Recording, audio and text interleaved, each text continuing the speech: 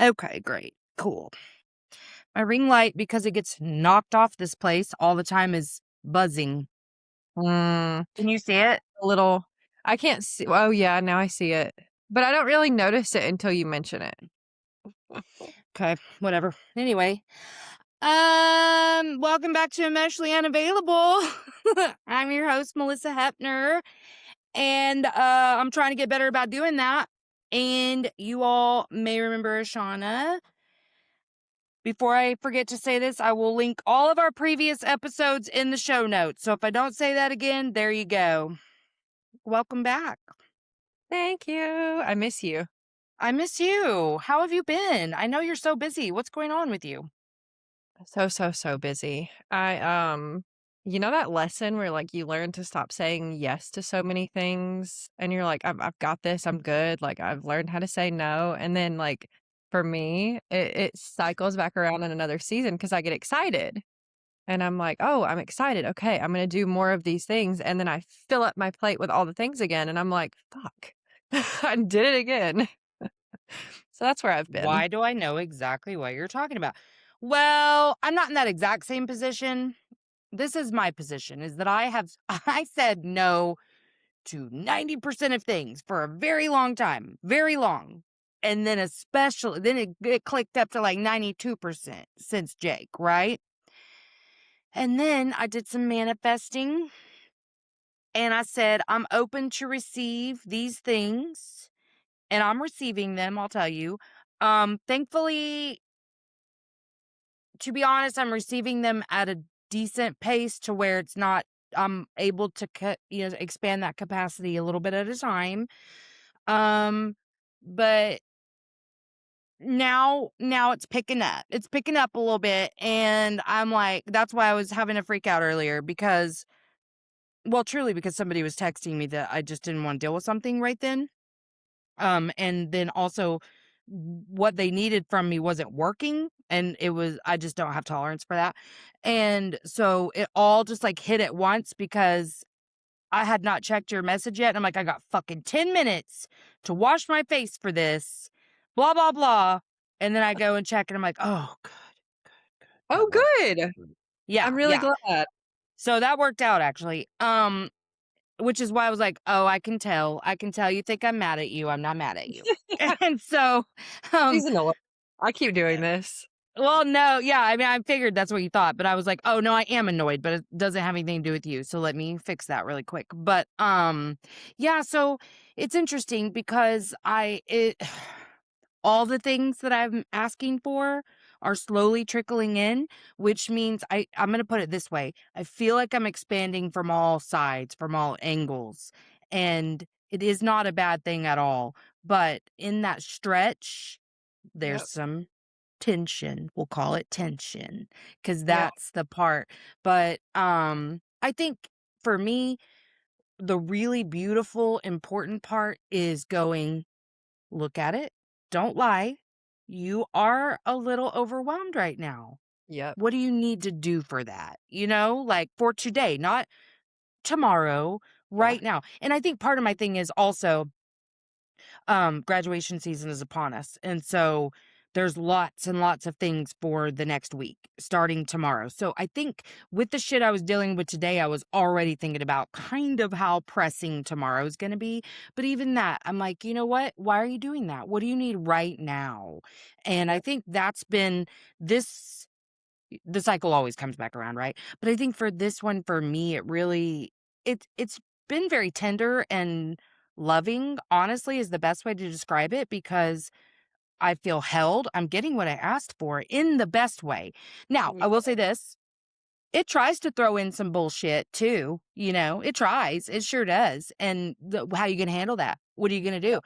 And I have gotten so fucking solid on alignment on what is a yes and what is a no for me Oh, I love that I that. think that is what the big like, I'm not I think the last time I still went round and round with this, I was still so scared to say Mhm, no to mhm. stuff, to Been anything, working because on what if that. it's the wrong choice?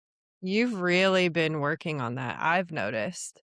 I'm like, "Oh, Mhm. dang," like She did that was good. Like, I look up to you in that one because you have really I wanna, like, shout you out here. You've worked really hard on that. Thank you. I really have. But I don't think until you started the conversation this way that I understood that that was such a crux of all of my problems. Like, Mhm, not even the I can't say no, it's the I don't trust myself to mhm. say yes or no. I was questioning every decision I made, whereas now there's that moment of doubt, like, but I think that is my clear sign it's a no. You know Yeah, what I mean? yeah, So yeah. what have you been doing to help you? Well, one thing that I have noticed, and this is just something that's kind of like floating around for me to grab it and notice it and be like, oh, that's good and flow. Number one, there's that. I'm not grabbing on to every single thought and following it down the rabbit hole. I'm just letting Mhm. it. I'm like, oh, I noticed this. And then I grab it and I sit with it and I'm like, okay, cool. Um, but I have noticed that prior to maybe the last year or so, maybe 2, year to 2 years, the amount of things that I have going on would have caused me to lose my shit. I mean, I it would have been like hot mess express times 10. And now I'm like, okay, I have this kid in taekwondo, these 2 in baseball, this one in color guard, this one is doing card games and meeting up with his friends. I have my volunteer work, I have my business, I have my podcast, and oh wait, friends and personal time and Mhm. before I think that I would have just sacrificed the fun stuff and the self-care because I was Mhm. still very much like you have to get your chores done before you have fun, right? Yes. So, Yes. I think for me as recognizing that this Libra stuff that came through in March where it was like, "You have to have balance," and I was like, "Melissa, I don't like this." Um, That something was that I such a fun realization even for me, though. Can I uh, orient the audience a little bit to what that please. was? So, Yes. Ashana and I were voice noting each other through Instagram as good friends do, and, you were just kinda like, ho hum about, like, "Man, and then this, and I just feel like I'm failing in every area," and I was like, okay, when do I feel like I'm failing in every area and what am I experiencing? And so I was kind of talking you through that and then it just light bulb. I was like, bitch, you are a Libra rising and we are literally in a Libra, wasn't it full moon or I new think moon? it Yeah, was it I think it was a full moon. And I'm like, literally, the whole thing right now is to recalibrate what balance is because we both struggle with that where balance means I'm doing everything I'm supposed to do perfectly Yep. and not that it's okay for one thing to take a little more focus than this thing, but like being willing to be imperfect at all of it and to just allow some of it too. But I just, whenever it hit me, I was like, you bitch, you're supposed to be learning balance. That's easy. That's easy. Oh, so easy. So easy, right? Literally for the next month, I would just chuckle and I would be like, "Fuck balance." Like, I have not been a person who strives for balance. I am like ass in opposite extremes all the time. If this didn't All or work, I'm nothing. here in this All direction. or Yeah. nothing. Yeah. And so I think that I really have done well, shout myself out here, at incorporating what I'm learning from that period of time because the fun stuff and the self-care has to be balanced in between all the chores and the not so fun things. And that was a new Yeah, no all work, no all play. But yeah. also, if don't let me speak for you, but I'm wondering what you think about this. Have you reached a place where you say, if I have to choose which will get more weight, the fun will get the most weight, or Yeah. no?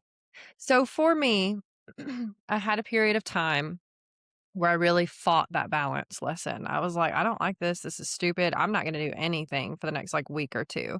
And I did nothing but what I wanted to do for, like, an entire week. And I was like, "I'm not doing laundry. I'm not cleaning the house. I'm not doing work. I'm not. I'm just gonna sit." And plus, I also got sick. So Yeah. that gave me kind of that opportunity to do that. So I went from the one extreme to the other, and then I came out of that sickness and was starting to feel more alive again, and I was like, "Oh, okay, I don't like this either." So I'm a very like, I have to experience it for the lesson to sink in. I can intellectualize all day long and be like, "Oh, that makes sense." But I had to get to that place of I don't really like this either because I don't feel like I'm moving towards anything. This has been fun. This has been great. It filled my cup, but I need the balance between the 2. And I think for me, when I'm forced to choose which one is more important right now or which one is going to come first, I think I really, really learned to tap into how I'm feeling right then and figure out what I need right then. Whereas before, Mhm. it would have been either it would have been the rebellious side of me where I was sick of towing the line all the time and fuck it, my fun is gonna come first and everybody can just Self-sabotage. yeah. Or it would have been the towing the line, like, "Nope, I have to get this done first," and then I would have resented it. So it really brought me to Yes. myself. No, and that's such a perfect way to say it because you have to orient to what you need right then versus and I know that I've seen on your social media that I know you're juicing and shit again, but I think that it's different to go, I need to introduce some healthier stuff back in my life Yeah. versus because I'm just going to let the audience know part of that conversation was you being like, I'm fucking eating like shit. I'm going to fucking, here's the thing, I'm going on a juice cleanse. I'm going to cleanse my shit. And I'm like, and that's great. But I hear the all or nothing in this. I Yep. hear the no room for error that you're going to set yourself up for failure Immediately. with. That was what I immediately turned to too, like Well, it's so comforting because when as much as we don't want people to tell us what to do, god damn it, we love a rule. We love a rule and a structure that we can lean into yeah, versus that inner knowing of yeah, like, I for loving myself need to nourish myself with something good right now yeah, versus I'm going to start a real strict plan that I cannot deviate from in any way. But I mean, I think that's what we were raised to believe, that structure in that way, super strict structure yeah, is the only way. And yeah, sure, it's one way, but I think this is why some, I'm going to say some people fail in recovery mhm. because, and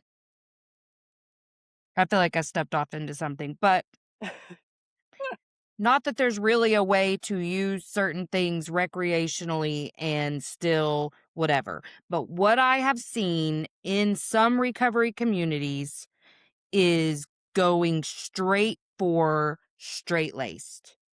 Yeah, Hardcore, I'm gonna go to church, and then yeah, do you know those people become the most judgmental fucking assholes I've ever met in my life, who yeah, they spend Sunday morning, Sunday night, Wednesday night, and, Tuesday afternoon at church, and then they got their Bible studies, and then they got all the things because they're so fucking afraid to be out in a world with substances, yeah, and it's like, man, our inner knowing is so powerful, and the last time you were here, I know we touched briefly on feeling like we need a guru, which is just a mm, part of that structure. You know yeah, what I mean? Like it's all structure. And everything, as Saturn moved into Aries, all the structure changed. We're in the fire sign, it's in your seventh house. So, like, I just think all of that is the same. And we had to learn how to create our own structure and know that we're not just making excuses. We're not sabotaging. We're not going, oh, if I can do this and it's okay. We're not lying to ourselves. I think truly you orienting to what you need right then instead of an overarching plan that you've written down in 17 places and you've got sticky notes on your mirror to remind you not to fuck it up. I yeah. think that inner knowing is so important. I'm feeling I like I'm think talking way too much. I'm sorry. no, My coffee's this is got me. My really coffee's good. got me. Listen, I'm on day 11 without coffee, and I So proud of finally you. woke up today with no body pain, and I was like, "Ugh, this is why I did this." Good It for took you. 11 fucking days, and I finally felt it today, and I'm like, "Dang, wow." But this kinda ties into what you were just saying too. I feel like the authentic, like, finding the balance and tuning into yourself, that is kind of a harder path, especially when we've been raised to look for the right answer or someone tell me what to do. So after we spoke that day, I'll just like let everyone know, I decided not to go on a juice fast, not to do a cleanse, not to do a detox. I decided to just start a journey with myself. And it looked like being very present in every moment and asking myself, like, my motive behind why. You know, why am I reaching for another cup of coffee right now? Do I really want it? Because if I do, okay, I'll have the cup of coffee. Is it a habit? Is it comfort because there's something else uncomfortable coming up for me? Yeah. I actually found through this journey, I didn't like the way coffee was making me feel. And Mhm. yet I kept drinking it because that was so normal for me. And anyone who follows me, they know my lifelong, I mean, I was drinking coffee when I was 11 months old. But Oh my god, girl. yeah. Yes. So I have podcast episodes about this, blog posts about this. It's been a thing. But aside from the coffee, there were like stimulating foods that I would turn to, and Mhm. I literally wouldn't even be hungry. And so that was a huge moment for me to tune into myself and face some really uncomfortable feelings in the moment. And I was like, "Oh, I don't know if I like this." Like there were a couple of days where I would just walk around and not know what to do. And I had to be with myself in that not knowing what to do to realize, "Oh, it's because I always dealt with this by doing something and by Mhm. finding the next thing to distract from it." And so I just, like, felt the feeling, and then I made it through it, and I was like, oh, interesting. Okay, well, what am I gonna do now? This is exciting." Because now I'm not trapped in that cycle of shame for what I did to get out of the feeling or, the next thing. And it was Exactly. harder that I didn't have a regimen to follow. I didn't have, well, at 6 o'clock, I'm going to have my next juice. Well, at 4 o'clock, I'm going to have my meal today, right? I didn't have that. So I was in this unknown place of I don't know when I'm going to want to have a juice. I don't know when I'm going to want to have another coffee. I don't know, but I'm going to have to trust myself enough to get to that next point and make that choice in the moment. And that was Yeah. really hard for me because of the whole no balance thing. So, Yeah. I definitely can pull that out and insert it into other healing circles where we would run Right. to someone telling the answer because that's in some ways sometimes it's easier. You're absolutely right, and I'm so glad that this is the corner we just turned because I was thinking I'm picturing a couple people I know in particular being like, "What the fuck are we talking about here? Coffee and shit." But not because I care, but I was just giggling to myself. But couple things came up for me while you were saying that. And one is it matters, it applies to everything because for you, you were reaching for coffee and you were reaching for chocolate, whatever, me too. But Yep. other people are reaching for alcohol and other Mhm. people are reaching for drugs. And I have Yep. zero judgment about that. I'm not speaking to anyone right now that is doesn't have a problem with that. If you're like that ain't me, that ain't you. So that's I'm not talking to you. I'm talking to people who know something's got to shift in my habits and I don't Yep. know what that is. That's I hope that this resonates with those people. Mm. Sex, sexting, porn, you know what I Shopping. mean? I was Shopping. shopping Oh a lot. god, shopping was a big one for me. Why do I keep doing this? Shopping was such a huge one for years for me. I haven't had the ability to do that in years, but oh, it was so big, and the shame that would cover me after a Yep. shopping binge. I mean, the Yep. shame, and it would feel so good up until it hit my bank account, and Mm. then guess what? I didn't even have to feel that too long because 'cause I'd avoid my bank account, and then Temu packages, they got to where they was arriving pretty quickly, and they were huge, and I got to feel all the dopamine. Yep. Yeah, shopping. Yeah, that was a really big one for me. Right now, I feel okay about my caffeine consumption. I have been on, like, a schedule with that for a long time to, like, what doesn't feel like too much, you know what I mean? I could probably do less. Um, I eat really shitty. I'd love to care more about that, I love but I I love how also you put that. yeah, I can't care. And I do get offended very easily when people are like then you don't love yourself. You're fucking right, Tina. Okay, I haven't gotten there yet. Okay, I don't love myself to that level. You're fucking right. Good job. Are you proud? You called me out. I don't give a fuck. Um, but then let's see, what was the other thing that came up? Mm, shit, who knows? But I really like that because we are all doing some form of I know what it was. I know what it was. Okay. So along these lines, something that I'm like, I think it's kind of just now in this second hitting me what a deeper, intimate understanding of this one thing that I've gotten just in the last 2 weeks, where you said, I have to stop and I have to feel shit, right?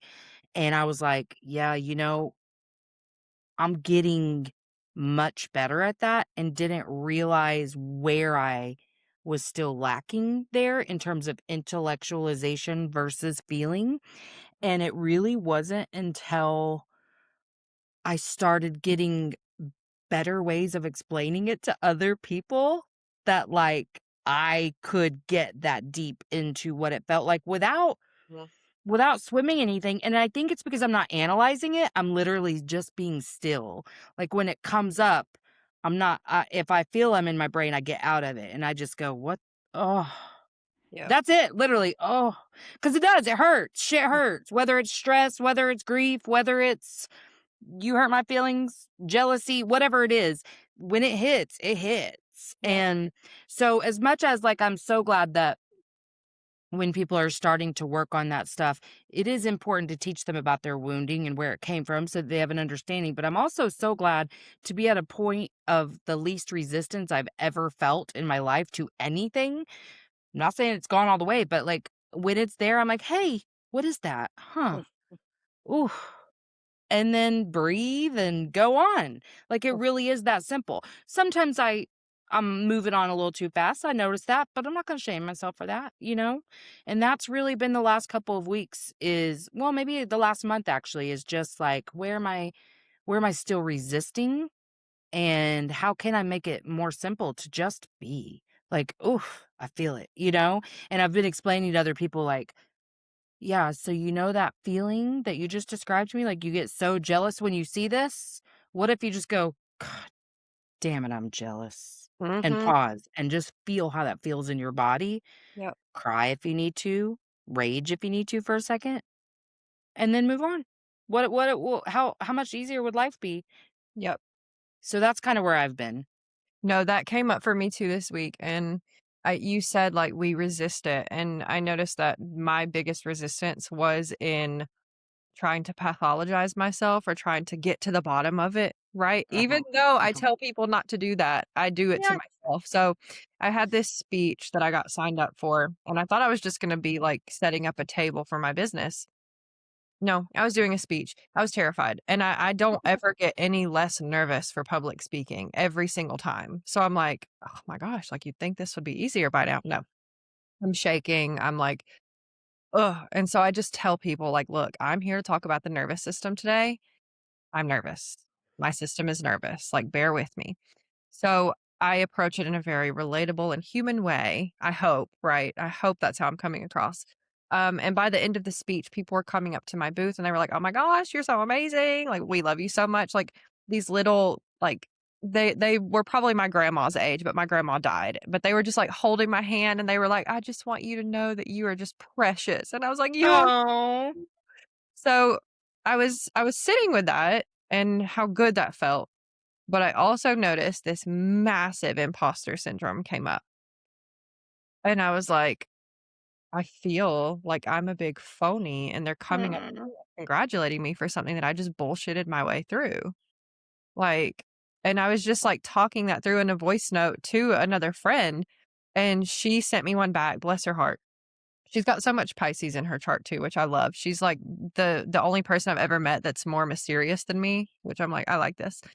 But she was like, "I think that you're getting in your head a little bit too much to try to figure out the imposter syndrome part of it, and I think that that's when you're going into the Virgo a little bit more, and I think right now you need to just, like, let it flow and let it be and enjoy how it felt to have those people come up and give you that reassurance."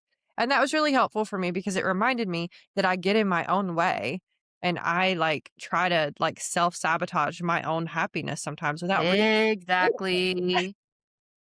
why? Yes, because your inner world says it's not safe to be seen. It Yep, is not safe for me as a woman, as a mother, to take up space yep, and to be seen. So when you are seen, you must make it a bad experience so that you can confirm that your yep, outer world's got to match your inner world. And you leaning into the intellectualization of the imposter syndrome is you avoiding allowing your nervous system to expand through that. You know what yeah, I mean? Like, oh, oh, yeah, that feels a little weird. yeah. Like I don't So necessarily good at, still know how right? to receive this. Yeah, yeah. But Good at I mean, explaining it, making a story, like oh, absolutely. Yeah. And that is such a good example. That is such a good example because first of all, we're not any more advanced than other people. You know what I mean? We're just intentional and we want to learn from it. So we do, I'll say, we spend a lot of time examining our behavior. That I don't know that that part is the part that is the problem. It's yep, when we start to assign meaning to it that it matters. And I have done this exact same thing. That's so funny. We're always on the same fucking path. But that's been the thing is going we again, pathologize. This has been the big word in my astrology and everything. yep. You don't need to pathologize everything. You don't even need to understand it. You just got to feel it. You Uh, have to say, ooh, that's okay. That's okay that that's what came up. So, used to remember the so many of our conversations that have been a good spiritual person would do this, a good human would do this, a good mother would do this. And now I'm like, but I already decided I am good. To yep, my fucking core, I am good. I never said I was going to be perfect. Once I laid down that cross of perfectionism, I have very much embraced the fact that I'm not perfect. So, what's the problem here, Melissa? Oh, I just have to flow and fucking allow feelings to happen. It's that pause for me that's helped me integrate where I literally just go, "Ugh," you know? mhm, Yeah, I mean, it doesn't feel good.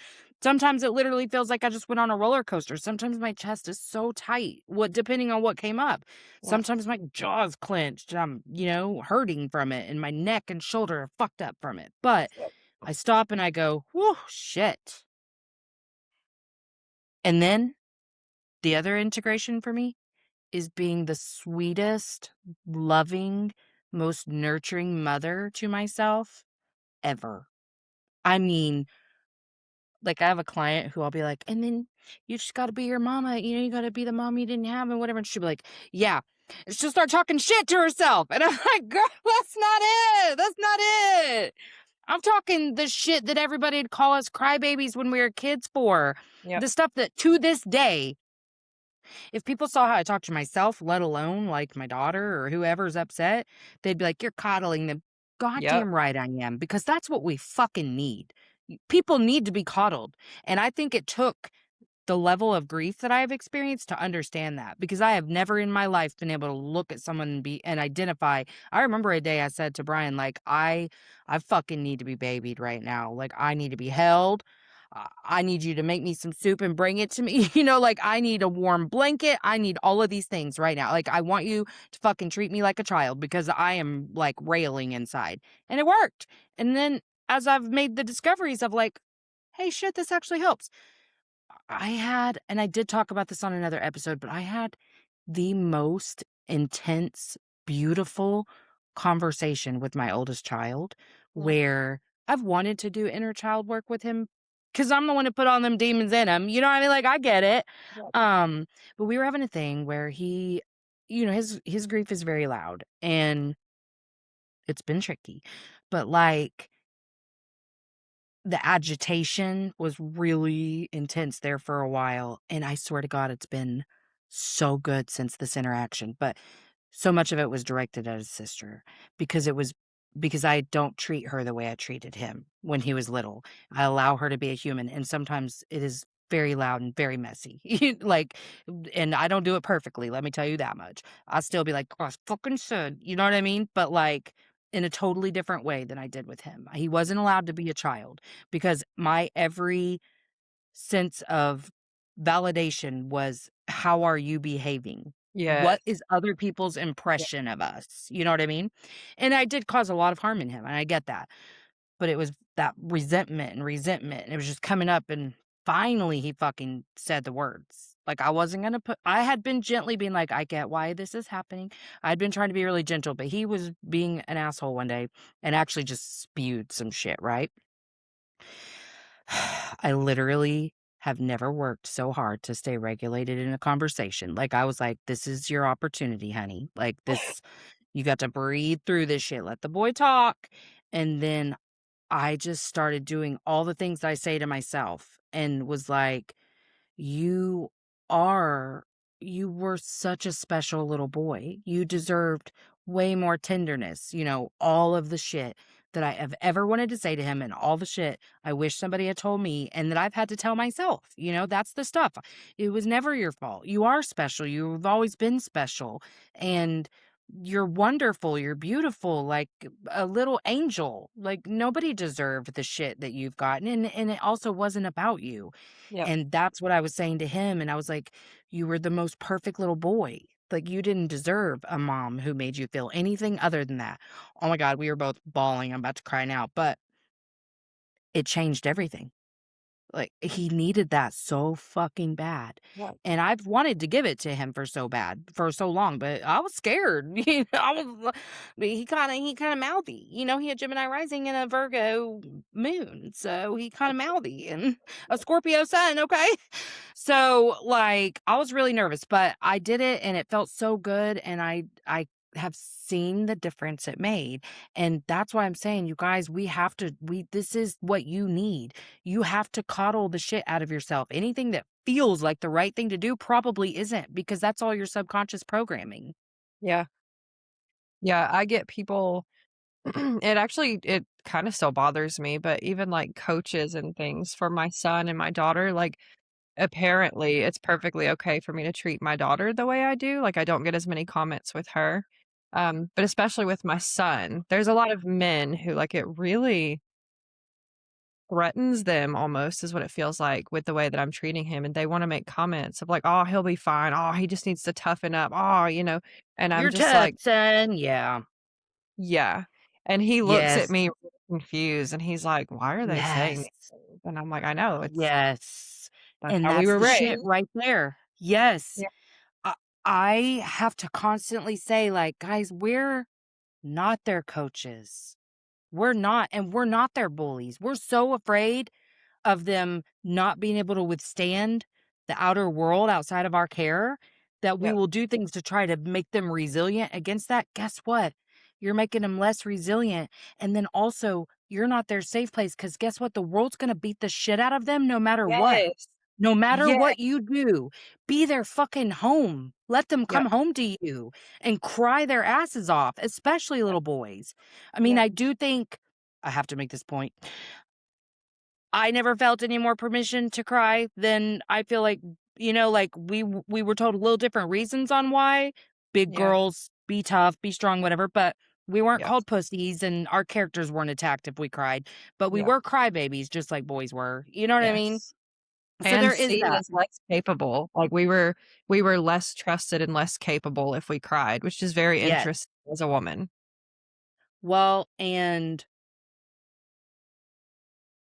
I have to believe this has something to do with mothers and sons. I don't know what, but I have noticed that men see crying as manipulation, an Mhm. attempt Yeah, at manipulating. yeah. And I'm like, is it because it does bring up some feelings for you? And so you have to shut it down. That little baby empathy in you is coming out and you don't like the way it feels? Is that Yeah, what what do I this do is? with Because this? This why? doesn't feel good. What do I do? What do I do? Yeah. You bitch. Yes, yes. But yeah, I have a client who I've been so impressed with her level of trust in me. Like, she just, like, because I would be so fucking defensive if people said half the shit I've said to her, but she's so fucking cool. She just takes it. I'm not mean to her, but like, I'm also not a liar and I'm really real because you just never know when someone's schedule is going to change or whatever. And I'm not about, if you want to stay my client for years, hell, I'll take it. But like, I don't want you to feel like you have to, you know? And it's been so fun to watch these clients' entire lives change in a few weeks. I was saying that thing to her, like, honey, like, she has to have a soft place to land because the world's going to do that no matter what. She was like, you're so fucking right. And Yeah, I just kept thinking about, and I remember going through this with my oldest. I was so fucking mean trying to make him tougher for football that he was far too young to be enrolled in to begin with. He yeah, little baby was like 5 or 6. God damn. And I was embarrassed because of a friend, like the way she spoke about it. And yeah, I should have not cared, but I did a lot. All I cared about was what people thought about me as a mother.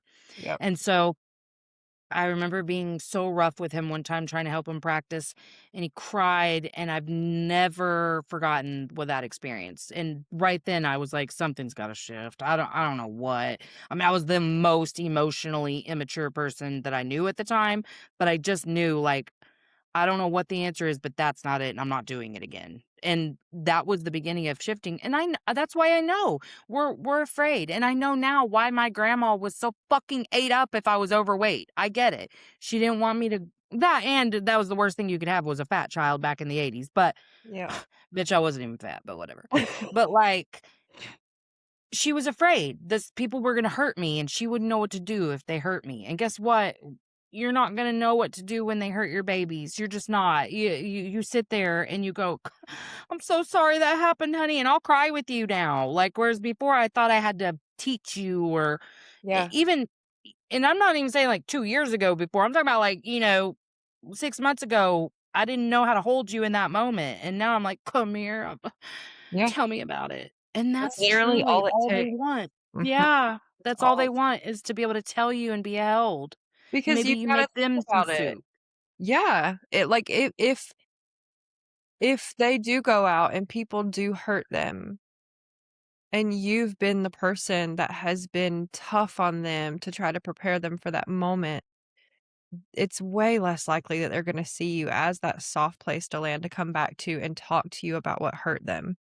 Because guess what? They probably don't feel like they're going to get any sympathy for it, and so they need to just toughen up and move on, and so, by that token, yes, we are creating, like, stronger, tougher people, but we're Sure. creating people who are so emotionally closed off that that's not true resilience, that's not true strength. That Right. we don't we're raising a generation of people who grow up and have hella anxiety because we don't know how to handle anything. Yes. For myself. Not just anxiety. We have depression, we have substance use, we have, um what was I thinking?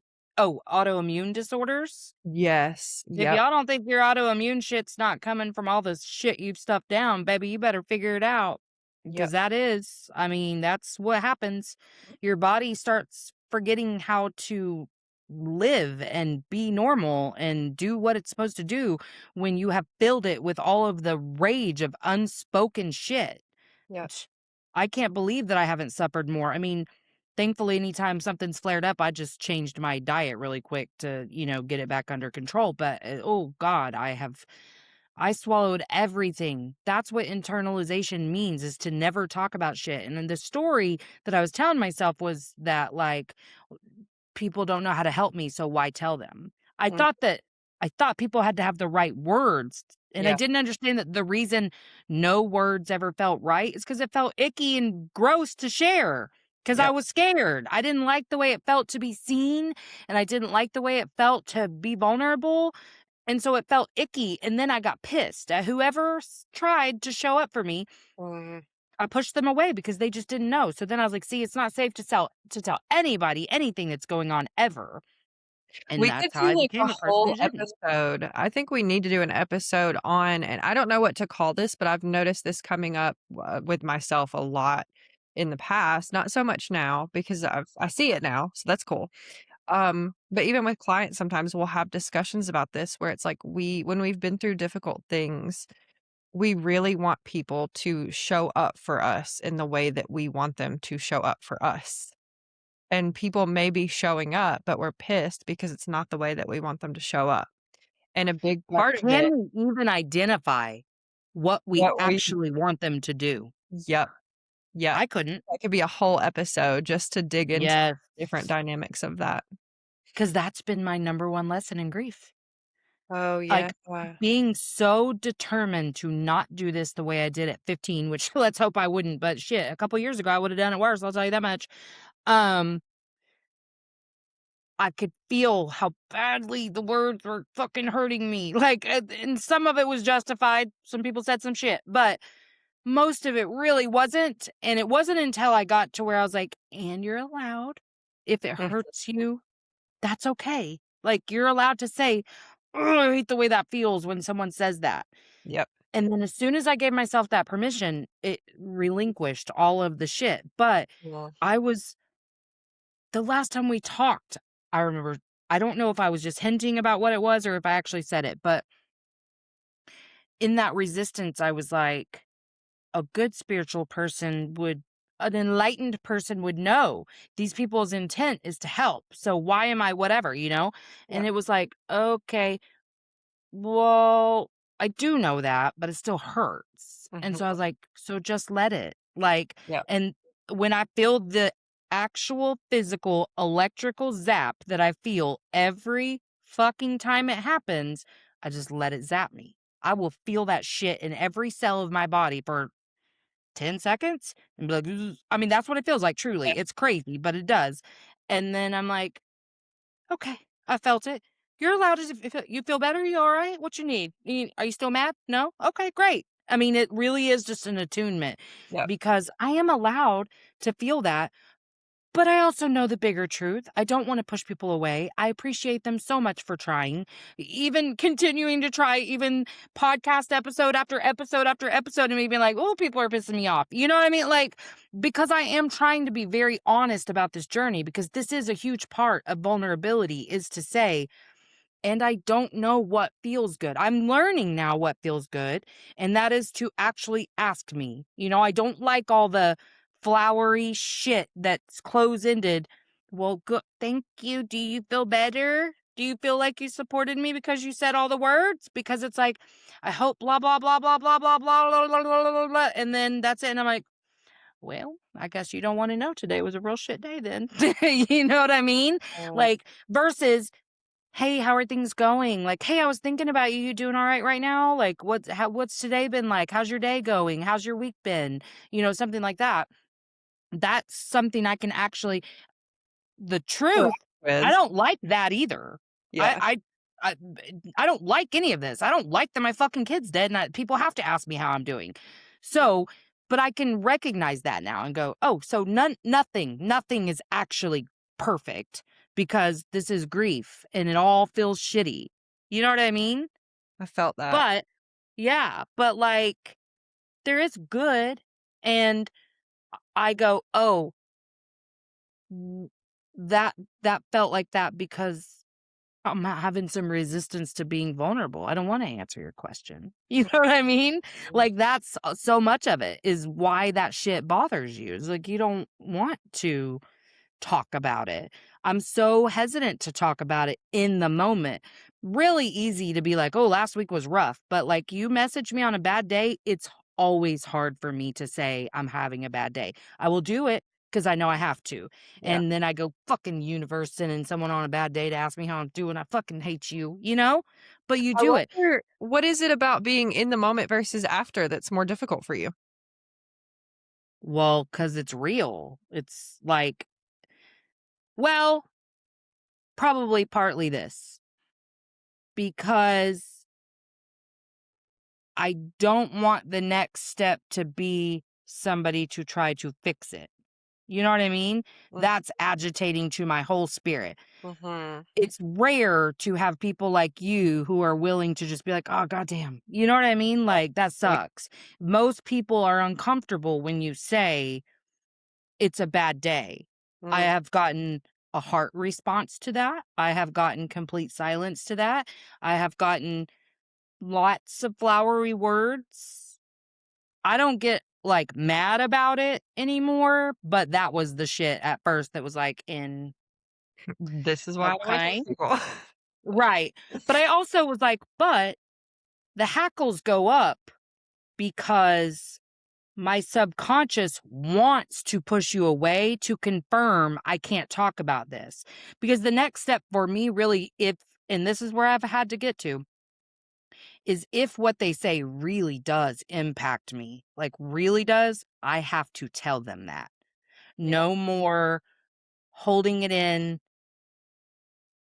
giving them the benefit of the doubt. So I don't want to say anything because I always give you the benefit of the doubt, but that doesn't mean it doesn't piss me off. And yeah, so, especially when the news stories first went out, people's response to that was very irritating. And I finally kind of had to just start saying it. Like, I'm, I actually am okay that I did that. And it wasn't hard to do that. And, like certain things. And then the parts that were hard, I had to say that too. And so really I was like, "No, honey, see, you just automatically flip to and now I have to push you away." Cuz anytime my brain goes, "This is exactly why." That's now my clue that yeah, I am trying to confirm a narrative so that my outer world can match my inner world. That I have a subconscious narrative that I'm just trying to confirm. Every single time I think that's exactly why. Then I'm like, what pattern am I trying to like yep. continue here? But I did have to learn what I actually like. And actually, we had our last grief group on Tuesday. And our last assignment was to make a card for an imaginary bereaved person and the card that would have been perfect for you to receive. And so I looked at Bryson and I said, I'm just doodling for most of this because I could tell he was going to try to copy because he didn't know like what he would say. So I did. I drew a heart and shit. And then I was like, oh, I actually do have the perfect thing. So I wrote something like, this is my love for you in action. And I created a menu of things I have the capacity to do to show up for you. And I was like, I can do laundry. I can bring you a home cooked meal. I can sit with you. I can listen. I can cry. I can answer emails, I can send emails, like I can do these administrative tasks, I can help you clean, I can take your dog to the groomer, like I just made a menu of things that I had the capacity for cuz I was like what really did help? People Yep. showing up for that physical shit really did help and the people who have been willing to just fucking sit and who don't get uncomfortable every time I bring something up about him because I mean, he is in my daily conversations all the time, and I do register discomfort on people's faces like I'm not stupid, you know what I mean? Or even it makes you sad that I talk about him. I'm caring a lot less about that. Like, well, guess you better get used to it or don't talk to me. Don't know what to tell you. Yeah. But I started to realize what really did help. And I mean, it's helped me to show up for people in a more tangible way as well. Like, what do people really need? They just wanna be seen. They wanna be held. That's it. Like, Well, you can't fix anything, but you can make a lot better by just being there. Can't fix anything. And I get why we do that. I did it too. All these years working in grief, and I did it too. So, I'm really not mad at anyone, but I do know most of any of the things that were beyond the normal. Oh, that kinda stung a little bit, beyond that, because that's normal, but I just realized, "No, baby, you really love to push people away so you don't have to be vulnerable. That's what you love to do." And I started when I made the comparison between losing my dad and losing Jake, I could see where it all started and all the things I've done all these years to build layer upon layer upon layer between me and everyone around me. wow. That when you're catching yourself and you're like, "Every time I say this, I know that's my cue, like, ugh, that's what I'm doing right now." What you described is really, really difficult for some people, and I just wanna, like, normalize that. Like, number 1, kudos to you because 'cause you're doing it and it's really fucking hard, but number 2, if anybody is struggling with that, like, it doesn't have to come in some big shining moment where it's like, "Oh, now I see it and I'm gonna notice it every time." Sometimes that also Mhm. feels like looking back and being like, "Oh, damn. I did not handle that the way I." Ugh, okay. Absolutely, absolutely. So Yeah, I know we talked about that the last time you were here too, like well, and that's what accountability is to go, "How do I feel after that? How do I feel after that?" And I really just had to get very honest and say, for whatever reason, you don't have to have a reason, you feel a little resentful, a little bit bothered by that. Yep. So fucking say it. Why are you still so scared to say it? And sometimes I am still scared to say it and don't. I don't always say it. Like if somebody bothers me, I don't always say it. But I'm learning even how to deal with that because before it'd be like, "Ugh, enlightened people say what they need to say." You know what I mean? Like just all these labels. And I'm the one preaching all the time about labels and the weight they carry and whatever. And I'm like, baby, that's all this is. It's so free to be like, I'm a fuck up. Yeah. I'm a fuck up. That's all right. I think that's kind of the secret behind, like, we all just need to be coddled, right? Because when something difficult happened, if we could have just been coddled in that moment, we would have made it through that moment, and then we would have been a little less bothered by the things that happened because we Yes. knew it was gonna be okay. We had a safe place. And, like, massive grief aside, like, huge things like what you've been through, that's its own ballpark here. Yes, it does have some of the same like, you need to be coddled, right? We all need that. Yeah. But I'm talking, like, little everyday things. This is a testament to why we need that coddling, because now, like Hmm. you said with your client, "Oh, be the mom for yourself." "Okay, I'm gonna beat myself up." "What? No. Wait a minute." Yeah, no, that is so Yeah. legit. She was literally, I was making her tell me some things that she would say to herself. And I was like, we're missing the mark, babe. We're missing the mark a little bit. But that, I mean, even though it wasn't as mean as what her mom would say, it was very much in the get it together kind of vein. It's like, Yeah. honey, that's not it.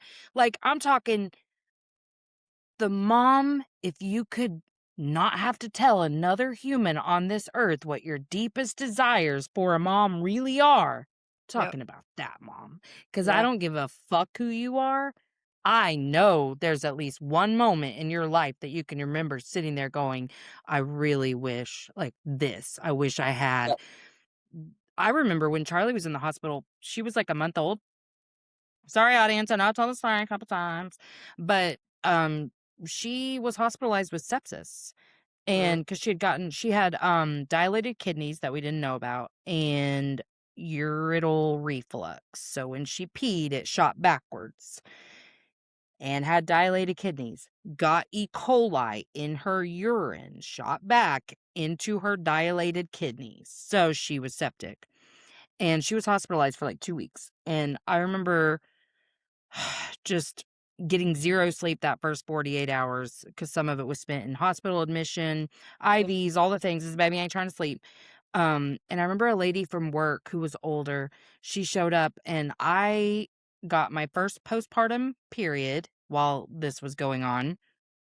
And she showed up and I had been asleep because I had them, baby, we moved in. We brought Charlie's little crib. We brought all kinds of shit. And so I had them switch out the baby crib for a bed for me. And I kind of just like groggily went to the door and she was like, "Oh my gosh, should I wake you up?" And I was like, "Yeah, it's okay." She was like, "No." And then she went and tucked me back in bed and she left. And I remember crying not for very long because I was so tired, but I was like, "I fucking need a mom so bad right now." Like, because that tucking me in, I like thanked her profusely when it was all over because I'm like, "You have no idea how bad I needed that right then," because I Mm. did. I needed someone to see, like, you, this baby's mother, fucking need some nurturing because we think coddling is like, well, it's like those people who, when you scrape your knee, "Oh, you're fine, you're fine, you're fine." Am I fine? Do you see that my fucking knee is bleeding? I'm not. Yes, It children will hurt. cry and act like it means that their entire leg has fallen off and whatever. And the problem is that you're getting dysregulated by the noise. So Yeah. just keep yourself regulated. That's when I realized like, oh no, the goal is to stay regulated regardless of the external stimuli. Like, of course she's dysregulating my ass. She's loud and dramatic. Yeah. But, oh, it's my job to go, even though this is really annoying the shit out of me right now, it's Mhm. gonna go away a lot faster. And it does. It And I'm does. like, oh my God, that's the worst fucking thing that's ever happened to you. Let me, do you need a band-aid? Would you want me to get the good stuff? Yeah, you good? Okay. Oh my God, I'm so sorry that happened to you. It's over in 5 fucking minutes versus Yeah. the years that I was like, baby, you fine. You fine and what you crying about again. Just always crying with your ass. I Mhm. mean, that yeah, you get a kid that cries a lot more, I promise. This reminds me, or how are we on time? 55 minutes. How long is the show? An hour? Oh, I mean, I'm releasing the episodes an hour and a half tomorrow, so Okay. I'm on your time, babe. Story time. Nova, my 3-year-old. Was it Nova? Yeah. I don't know. I feel like this would have been anyway, one of my kids. Something happened that was really painful. It was Nova. I know it was Nova. I just don't know what happened or when it was. Um, Maybe she like fell somewhere or something, but she needed to talk through it. And this was such a message to me from the universe. I was like, "Holy shit, the clouds have parted." Because she would bring it back up for like 3 months straight. She would bring the situation Mm. and she would tell me what happened again. And normally, like, especially with my older children, I would be like, "Yes, honey, I know. Yes, drop it. Oh my God, let it go. Yes, we know." But now I'm like, I know. That was so scary, wasn't it? Like that, I know that scared me too. And I think she fell or something. Oh no, she got in a fire ant bed and I didn't know. And so by the time I came around the corner of the house, she was on on the ground, like, covered. Yeah. I had to get them off of her, and then there were ants all over me, so I ran her to the sink, and we got washed off. But we were able to and mama found you, right? And we got the ants off, and, like, remember the end of the story, like, we washed it off, and everything was okay, and she still needed time to continue telling the story, but each time she would get herself closer to the ending of the story, and then she Mhm. told the ending, and then she never brought it up again. But it was so powerful for me to see that of, like, that was a Mhm. for her, and she's processing that, and yes, I held her in the moment, yes, I coddled her in the moment, but it was still scary, and so she needed to keep talking it through, and I remember in my first marriage, I needed to keep talking about the infidelity and about the other woman, and I Yes. to keep Yes. and he would be like, "Why are you Uh-huh. bringing this up? Oh my god, let Uh-huh. it go," and I'm like, "Because I'm not over it. I still haven't gotten to the end of the story." And so that Yes. full circle for me of, like, sometimes this is ongoing too. Right. And it helps you to understand that so that you're not beating yourself up because even though other people are asking you that, you're asking yourself that too. Like, why can't I just get over this? It Yep, hasn't moved. It hasn't moved yet. The story's not over yet. And I mean, I think I could apply that in so many ways to grief too. Like, I do talk about him a lot because it helps, but man, in those early days, I certainly did not mind telling the story of finding him over and over and over because that was some really fucking traumatic shit. And yep, so, like, oh, repairing my body really it took feeling safe enough to share as many times as possible, like what happened in the exact order. And now I don't mind sharing it, but I don't have a need to. You know what I mean? Like I don't need to talk about it as much as I did for a full month, I think. And this is why so many people when they talk about grief 20 years down the road, when people are like, "Oh, they're not over it yet." Well, it's not that I'm not over I mean, yeah, I'm not because 'cause you're never gonna get over that. But yep, it's not that people aren't living a full life in spite of this, but this is part of their DNA that they're just working through, and that's yep, all. Like, I know people who kinda judged someone who had, like, a stillbirth, like, 25 years ago, and I'm like, "Well, I don't know, I guess it's one of those things you're not gonna understand unless you experience, so let it go, man. Why are you ate up about it? Why I does it know. bother you Yeah, that they're talking about it?" And I guess that's a good question to ask ourselves too. Why does it bother us? When it's our children, it's fear. It's fear that they're not going to move past it. And for me, I could go to catastrophe immediately where I'm like, and now they're going to be a serial killer, yep, or now they're going to be a heroin addict, or now they're never going to have a functioning relationship. yep. I mean, literally everything was a catastrophe, everything. And But so we're they're afraid. borrowing from your nervous system in that moment, so you're just making that more likely to happen. I had that realization and I was like, I Yes. self-sabotaged that too. Yes. And if you want children who are going to have that ability to keep pressing forward in spite of, yes, life's going to hit them a lot. Yep. Life is beautiful. It really is. It's this human experience is so amazing, but fuck it. Really can fuck with you a lot of times. And there are very hard times. But the way to get through that is the love that you cultivate yourself. Yep. So, like, if you're not feeling worthy and deserving because you had a caregiver who told you you were a pussy for crying, or you're a crybaby, or told you, be strong, be tough, Get over big girls don't cry, it. you Move. know? Keep going. Yeah, move on. Move on. Yeah. Versus, oh, yeah. And I can see why it's so hard for people to do that if they haven't done the work because they don't get that. Yeah. I didn't even understand to this level of intimate understanding until I started to provide that care for myself. Yep. And man, I'll tell you, it's all day, every day where I'm like, honey, what's wrong? Like, what happened? Just But like I would want someone to talk to me. tell me if this is true for you. I think it is. Actually, I know it is, but this was me. If anyone would have tried to talk to me that way, I would have been like, Oh, I would have fucking, I don't oh, need that. Why raged. are you talking I to would have raged. me? So it's just funny that like that's what we need the most and then we push it away. And I just think like all these little babies out there that I'm visualizing that didn't get what Mhm. they needed in the coddling and now we grow into adults and we push away the one thing that we need the most and it's like what is that? Like are we rebelling against it because it's like no, I'll be okay without it. I'm fine, you know? Like I'm sure it's different for Mhm. every person. But that's an interesting concept. Well, and I kinda just drew an interesting connection here too. Maybe you'll be able to help me formulate this, but I'll talk to women specifically. But women who would say, I don't need that shit, right? They don't need words of affirmation and they don't need physical touch, right? But they need acts of service. To me, acts of service is coddling. Like it's let me lift a weight off of you a little bit because it's our mental load that will get us down and out, right?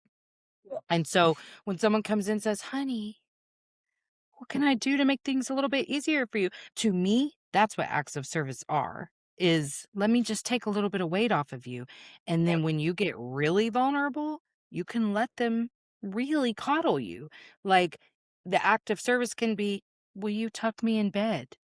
Like, Mm, literally, sometimes yep. that's all it takes for me, is, like, I don't give a shit that the house is a wreck and there's no food on the table, like, "Will you get us some fucking cheeseburgers for dinner and tuck my ass in bed?" Like, I just wanna be tucked in like a fucking kid. "Yes, I Mm, will, thank you." To me, it's all the same. Like, you're not willing to let them do the super loving, nurturing shit, but yep. that is how you feel that same feeling that you'll get is letting them do things for you. Well, if you were to Yep. take it a few steps further and soften just a little bit, Same thing. Yeah. it's the same thing. I almost brought up earlier in this conversation, I was like, "How do you feel about the love languages?" Because this is like bringing up some affirmations and stuff or words of affirmation. I feel, and this is just like from my experience, I was very much a words of affirmation and a physical touch. Physical touch was reserved for my siblings, my children, and my partnerships because I didn't get it as a child. That Mhm. was foreign to me. Um, but I did notice that once a person hurt me, physical touch was off the table. Yep. Words of affirmation were scoffed at. I shut down more and more and more until it became acts of service because it's like, well, nobody else is going to do anything. At least somebody can fucking help me with something. Right? So that was the Yeah. only thing that I really valued. You could have bought me a gift and I would have been like, "Don't waste your money. That was stupid. You need to go Hated it. return Yeah. it." Well, okay, gifts made me feel unseen because they were never the Oh, right yeah. gift. Yep. And that was a me, not because That must people be a didn't Leo feel. moon. Oh my god, it has to be. It's our seen it's we don't feel seen and we feel misunderstood. So yeah, Yeah. absolutely. Um, they were never the right thing. And I mean, occasionally they were, and it really meant a lot to me. You know what I Yeah. mean? Like, yes, you fucking see me. Yeah. And then words of affirmation could not receive those. Could not. I'd be like, "Oh," on the outside, I'd be like, "Oh, thank you." But inside, Mm, I'm like, "You fucking bitch. You don't really know me." All this shit. yeah, So that was never really a thing, which is why I didn't understand, like, why men needed that so much, because men do need a lot of external validation because they can't give it to themselves. But I'd always be like, "You don't see me fucking needing you to say thank you if I wash the dishes." You know what I mean? That's the classic yeah, argument with yeah, couples. And it got to where I was so resentful, like, even though I wanted to love him in the way he wanted to be loved, I was so resentful, but it's because like, it wouldn't have mattered if he did give it to me, I couldn't receive it. I yeah, could not receive compliments. I could yeah, not from anyone because it triggered my imposter syndrome because I was wearing so many masks that I mm, was like, "You don't know me, so if you did though, you certainly wouldn't say that," you yeah, know? yeah, yeah. And so, yeah, acts of service did become, but also I have this huge neglect wound, and I always feel like I'm carrying the weight of the world on my shoulders with no one to help me carry it. So anytime I can let somebody else help me carry it, I'm happy as a clam. Happy, Mm, happy as fuck. But now I just like where I've had to understand is that sometimes people can't and like meet your quote unquote need, and just because you verbalized you have this need doesn't give it so much credence that they deserve some assassination of their character for not being able to meet it. That's been a yeah, real big lesson. And physical touch was aside from sex, because I was all about that.